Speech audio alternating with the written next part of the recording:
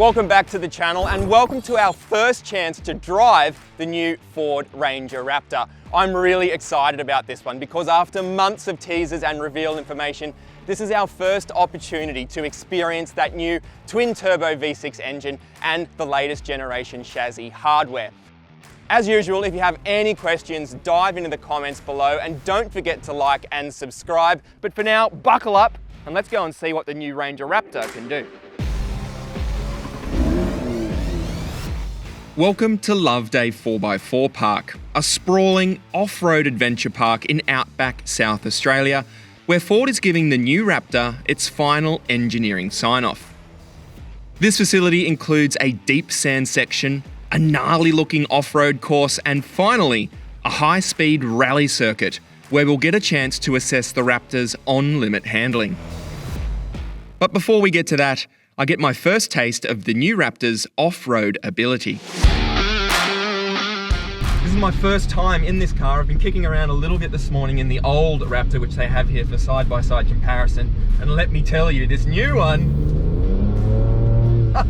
it is a completely different animal. As soon as you jump in, the first thing you notice is the steering, much firmer, much more direct off-center now. The ride is also firm and there's a lot more rebound damping happening here. And of course, you just heard it before, the engine, it has really transformed the character of this car. It sounds fantastic too. I was a little bit worried about how it might sound because sometimes V6s can be a little bit iffy, but there's a little bit of Alfa Romeo Stelvio QV about the way this car sounds, and that is high praise indeed. The whole vehicle is more alert and considerably more focused. Hit a bump even at low speed as we transit to the deep sand section at Loveday, and there's a surprising tautness to the suspension. And the new Raptor's brakes also feel instantly firmer and more responsive. A move to an electronic brake booster has transformed how the pedal feels. It feels like a completely different animal. Ford really has moved the bar on. So we've been doing a couple of sand exercises this morning. We were engaging 4 high in sand mode, which automatically locks the rear diff. And it just ate it up. It really went really deep sand, no trouble at all. We've got the same wheel and tyre package as the old Raptor, and that's no bad thing again. So we're about to put it through some more difficult sort of ascent, descent, rut stuff. So let's see what it can do through here. Loveday is littered with steep inclines, deep pits, and offset moguls, which gives us a chance to explore the mud and ruts and rock crawl drive modes. All right, so ahead of us we have a pretty gnarly, what do you call this? I don't know, a big crater out of the earth, I think. We're going to dip down at a very quite aggressive angle, and then we're going to go through the other side and come back up. All we're going to be seeing is dirt and sky. So let's see what the new Raptor can do. Here we go. So 21 degrees on the down. Yeah. All right, does not look like we're going to make it up through here. Easy. Didn't even break a sweat. No. The throttle and ESC calibration is excellent, and some of the terrain the Raptor clambers over is fairly intimidating.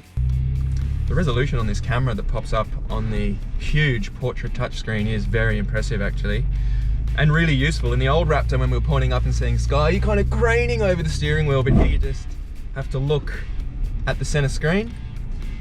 Does it all for you. Another useful system is trail control, which Ford describes as like cruise control for off-roading.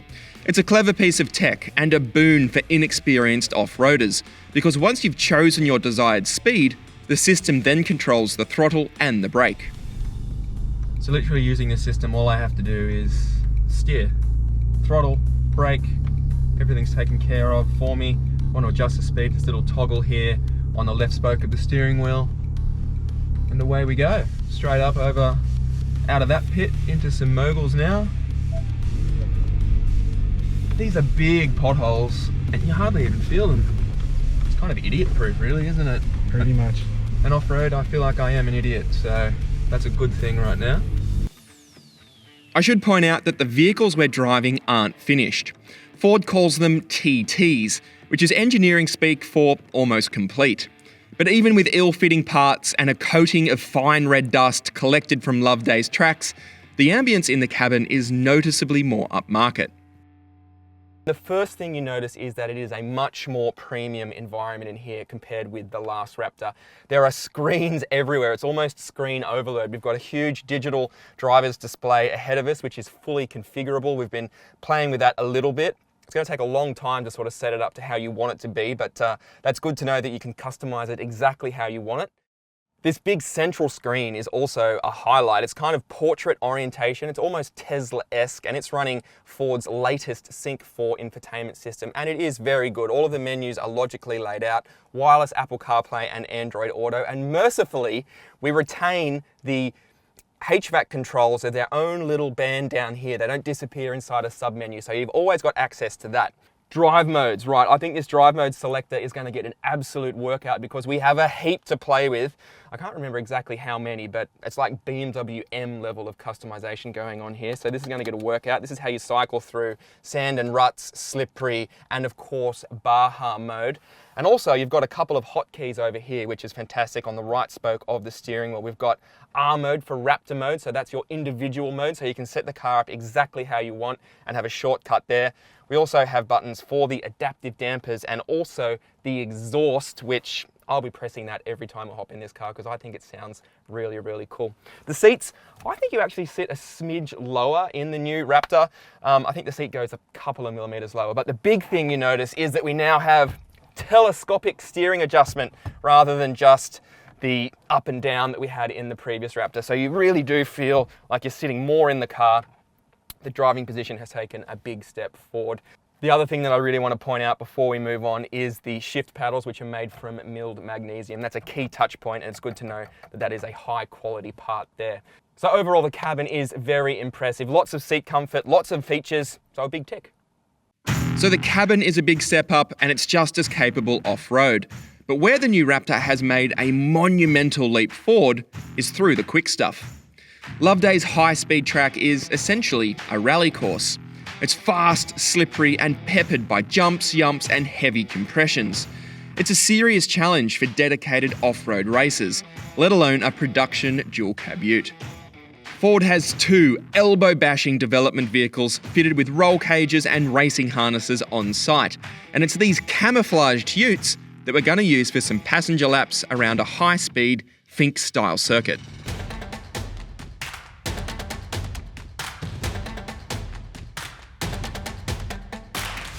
We're simulating a racetrack circuit here, being driven on the limit. A few jumps coming up, and it is an absolute hoot. So much oversteer, so much response from the engine now. It feels so much quicker than the original Raptor, and it sounds awesome. It's more fun too. Dial in Baja mode and the Raptor allows a decent amount of yaw angle and wheel slip.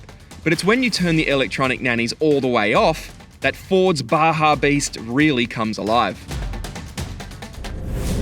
Man, the rebound damping's insane. It just, Isn't it? it just takes it, like no secondary movement or anything. It's so easy to control it. Yeah, The steering is quite precise and agile. yeah, absolutely. Here we go, jump Yeah. time.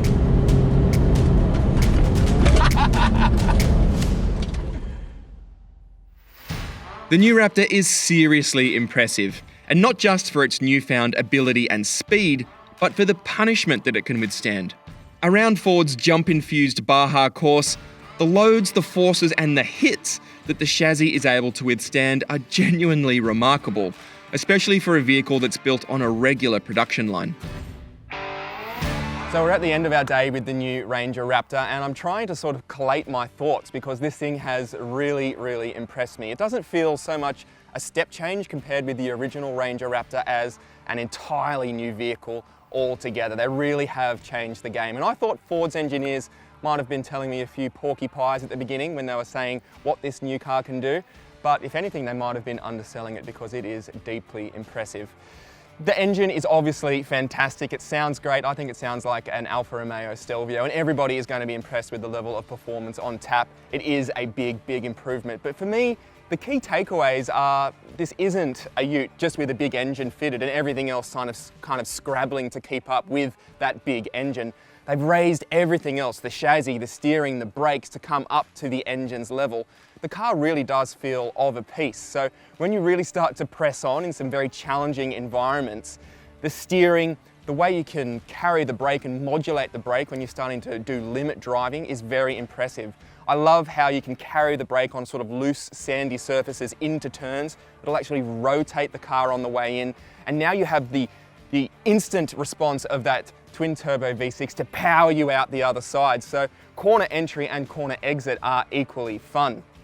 My other big takeaway from today is just how impressive this is for a standard production vehicle. I don't know another car on sale that can cop the amount of abuse that this thing did today and just absolutely shake it off. Some of the ruts, some of the bumps, some of the jumps we went over today would have spat anything else off into the scenery, or broken dampers or anything like this. But this car absolutely just lands square like a cat. It is seriously impressive. It feels like a rally car for the road, not a dual cab ute that's been hotted up.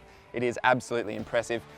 I think it's got a bit of cult car about it, this one. I think you should, get in if you can, order one. I don't think you're going to be disappointed, and you're not going to feel ripped off, that's for sure, because it's a very impressive bit of gear.